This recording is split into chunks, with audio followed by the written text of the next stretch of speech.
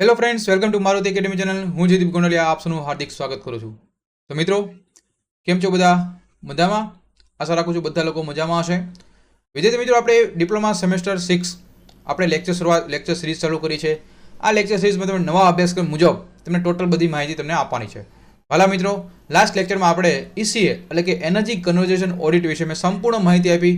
કયા ચેપ્ટરમાંથી કેટલું પૂછે છે, શું પૂછાય છે, કેટલું પૂછે છે, ન્યુમેરિકલ ક્યાં ઇમ્પોર્ટન્ટ છે, ક્યાં ઇમ્પોર્ટન્ટ નથી, બધી વસ્તુ જોયું કે નહીં? નથી જોયું તો ફટાફટ જોઈ નાખો વાલા મિત્રો, ફટાફટ જોઈ લો. પ્લેલિસ્ટમાં બધા લેક્ચર છે, બરોબર? કેટલા માર્કનું પૂછે છે, સ્માર્ટ મહેનત કરો અને જીટીયુમાં ભૂકા બોલાવી નાખો. તો આજે એક નવો જ એક સબ્જેક્ટ લઈને આવી ગયો છું, જેનું નામ છે ગ્રીન ટેકનોલોજી GT, બરોબર? GTA વાય સિટી જે રમે ને ગેમ આપણે, બસ એ જ છે ગ્રીન ટેકનોલોજી. ના ભાઈ, એ નથી. તો આ શું છે ગ્રીન ટેકનોલોજી વાલા મિત્રો? તો ગ્રીન ટેકનોલોજી આજે પૂરેપૂરો લેક્ચર જો શું છે, કયા ચેપ્ટરમાંથી કેટલું પૂછે છે, ક્યાં ટોપિક ઇમ્પોર્ટન્ટ છે, સંપૂર્ણ માહિતી તમને આ લેક્ચરમાં મળશે. તો લેક્ચરની શરૂઆત કરીએ ગ્રીન ટેકનોલોજી વિશે. GT 4 ક્રેડિટનો સબ્જેક્ટ છે, ટોટલ 4 ચેપ્ટર છે અને ચોથો સબ્જેક્ટ છે પાછો, બરાબર?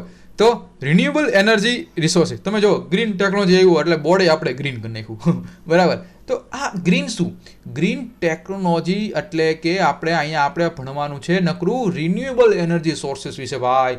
તો ભાઈ રિન્યુએબલ એનર્જી રિસોર્સિસ ક્યાં છે? સૌથી પહેલું આ 10 માર્કનું ચેપ્ટર છે અને બહુ ઇઝી ચેપ્ટર છે અને આમાં નકરું મસ્તીનું લખવાનું જ છે. પણ તમને એક વખત તમે જો મારા લેક્ચર જોઈ લેશો, બરોબર, અને તમે હેન્ડ સ્પીડ નાખીને એકવાર લેક્ચર જોઈ લીધા એટલે બધું યાદ રહી જાય.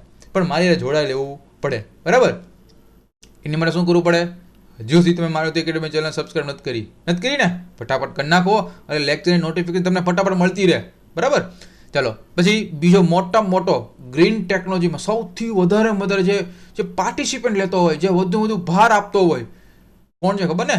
સોલાર, બરાબર? તો સોલાર એનર્જી વિશે આપણે સમજશું, જે 30 માર્કનું છે. સૌથી વધારે પાર્ટિસિપેટ આપતો હોય, સૌથી વધારે ફાળો આપતો હોય તો એના માર્ક પણ વધારે હોય કે નહીં? હા, હોય જ ને સાહેબ. તો 30 માર્કનું ચેપ્ટર છે, વિચાર કરો. ખાલી એક ચેપ્ટર કરી નાખો, જીટીયુમાં સુપડા સાપ, જીટીયુમાં તમે પાસ, બરાબર? Solar energy.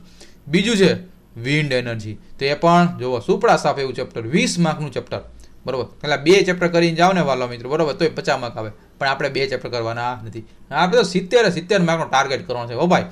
પછી રિન્યુએબલ એનર્જી પોલિસીસ, કે ભાઈ રિન્યુએબલ એનર્જીની પોલિસી કઈ છે, એમાં કઈ યોજના આવે છે.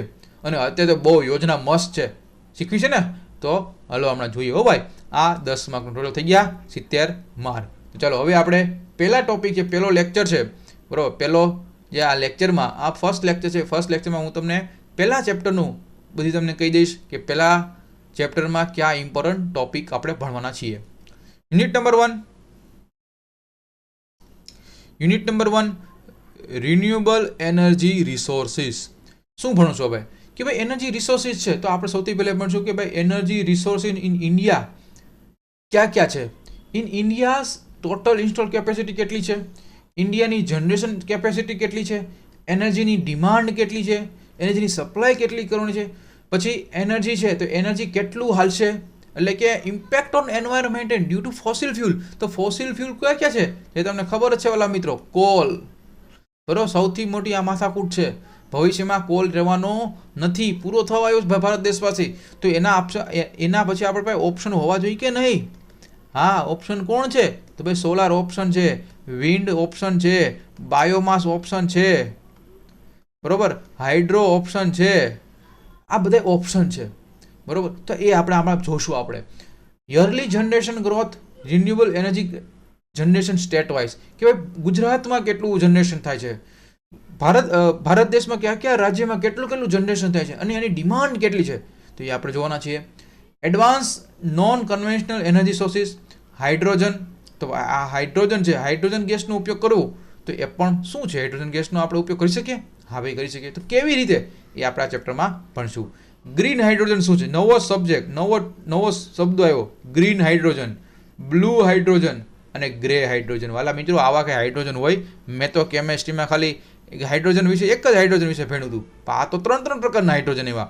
એક તો ગ્રીન આવ્યા, પાછું બ્લુ આવ્યું અને ગ્રે આવ્યું. આવા હાઇડ્રોજન વિશે તો મેં નથી ભણ્યું ને. તો ચાલો આપણે ભણવાના છે પહેલા ચેપ્ટરમાં. પછી biofuel, bioethanol, bioethanol, biodiesel, advance biofuels, drop in fuels by CNG, dimethyl ether. તો આ બધી વસ્તુ આપણે આ ચેપ્ટરમાં ભણવાના છીએ. ચેપ્ટર નંબર 2 જેનું નામ છે સોલાર એનર્જી. શું છે સોલાર એનર્જી? સોલાર એનર્જીનું પોટેન્શિયલ શું છે ઇન્ડિયામાં? કેમ સોલાર એનર્જી બધું આપણે ભાર આપીએ છીએ? શું કામ એનું પાછળનું રીઝન છે? તો ભાઈ હા રીઝન છે, એ ચેપ્ટર નંબર 2માં ભણશું શું રીઝન છે એ. પછી જે પીવી છે ફોટોવોલ્ટિક સેલ, એમાં ઓફ ગ્રીડ અને ઓન ગ્રીડ શું છે, ઓફ ગ્રીડ અને ઓન ગ્રીડ શું છે એ ભણશું. પછી ઇલેક્ટ્રોમેગ્નેટિક રેડિયેશન કેટલા પ્રકારમાં, હવે આ સોલાર પ્લેટ છે, સોલાર પ્લેટમાં આ સોલાર પ્લેટ છે બરાબર, તમારી સોલાર પ્લેટ છે તો અહીંથી સૂર્ય આવતો હોય બરાબર, આપણે સૂર્ય ભગવાનના પ્રકાશ આવતો હોય તો એ કેટલા પ્રકારમાં એનર્જી વધારે કોન્સન્ટ્રેશન થાય છે, તો એની ઇન્ટેન્સિટી કેટલી છે એ આપણે ભણશું. ડીએનઆઈ શું છે, ડીએચઆઈ, જીએચઆઈ એન્ડ રિલેશન બિટવીન ધેમ, આ બધાની વચ્ચે તફાવત શું છે? તો સૌથી પહેલાં 3 શબ્દો સમજશું શું છે, ચેપ્ટર નંબર 2માં ભણશું આપણે. પછી એલ્બેડો, ફેક્ટર અફેક્ટિંગ એલ્બેડો, આ શું છે એલ્બેડો એ આપણે ચેપ્ટર નંબર 2માં ભણવાના છીએ બરાબર. પછી સોલાર સેલ કેમ કામ કરે, સોલાર સેલ કેટલા પ્રકારના હોય, monocrystalline, polycrystalline, thin film solar cell, comparison between series, parallel connection, solar array શું છે, સોલાર સેલ, મોડ્યુલ્સ, બધી વસ્તુ આપણે ભણવાના છીએ. પછી મેક્સિમમ પાવર પોઈન્ટ કેને કહેવાય, પછી સન તો સન અર્થ રિલેશન, ઇક્વિનોક્સ, સોલાસ્ટિસ, વિન્ટર સોલાસ્ટિસ, આ બધા શબ્દો આપણે ભણવાના છીએ. બહુ ઇઝી છે, અઘરા નથી ભાઈ. આ તમે પહેલી વાર જોતા હોય ને એટલે તમને લાગે આ શું છે, પણ બહુ ઇઝી છે બરાબર. પછી અલગ અલગ આ એક્ઝામમાં 100% પૂછે છે ડેફિનેશન. સોલાર અવર એંગલ કોને કહેવાય, ડેક્લિનેશન એંગલ કોને કહેવાય, અલ્ટિટ્યુડ એંગલ કોને કહેવાય, ઝેનિથ એંગલ કોને કહેવાય, એઝિમુથ એંગલ કોને કહેવાય, તો એ આપણે ભણવાના છીએ. પછી સોલાર પેનલ વિશે ભણશું. પછી ઇન્વર્ટર, સોલાર ઇન્વર્ટર છે તો એ કેટલા પ્રકારના શું છે.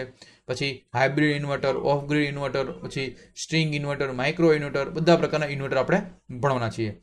સોલાર ટ્રેકિંગ શું છે ભાઈ, સોલાર ટ્રેકિંગ કે ભાઈ આપણે ખબર છે સૂર્ય અહીંયા હોય બરાબર, બપોરના 12 વાગે બરાબર, તો ભાઈ સીધે સોલાર પેનલ અહીંયા પ્રકાશ આવતો હોય, પણ ધીમે ધીમે સમય જાય એટલે અહીંયા સોલાર આવી જાય, અહીંયા મારા સૂર્યદાદા આવી જાય બરાબર, પણ તો અહીંયા એટલો પ્રકાશ પડે નહીં, તો એની માટે આ સોલાર પેનલ છે ઓટોમેટિક શું થવું જોઈએ, ટ્રેકિંગ થવું જોઈએ, સોલાર ટ્રેકિંગ.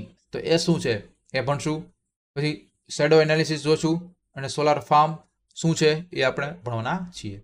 ચેપ્ટર નંબર 3 એનું નામ છે વિન્ડ એનર્જી. શું છે ભાઈ, વિન્ડ એનર્જી. તો વિન્ડ એનર્જીનું પોટેન્શિયલ શું છે એ ભણશું. વિન્ડ પાવર ઇક્વેશન જોવાના છીએ, વિન્ડ પાવર કહો, HAWT, VAWT આપણે 100% ભણવાના છીએ અને એક્ઝામમાં IMP છે ભાઈ. હા, પછી લીડાર અને સોડાર આ શું છે એક્ઝામમાં 100% પૂછાય છે. Construction and working of wind generator એક્ઝામમાં પૂછાય. વિન્ડ જનરેટર કેટલા પ્રકારના, squirrel cage, wound rotor, double fed, એ આપણે ચેપ્ટર નંબર 3માં ભણવાના છીએ. Chapter number 4 renewable energy policies. Renewable energy policies શું છે ભાઈ, આપણે ખબર છે ભારત દેશમાં અલગ અલગ મેક્સિમમ આપણે સોલાર એનર્જી ઉપયોગ કરે છે બરોબર.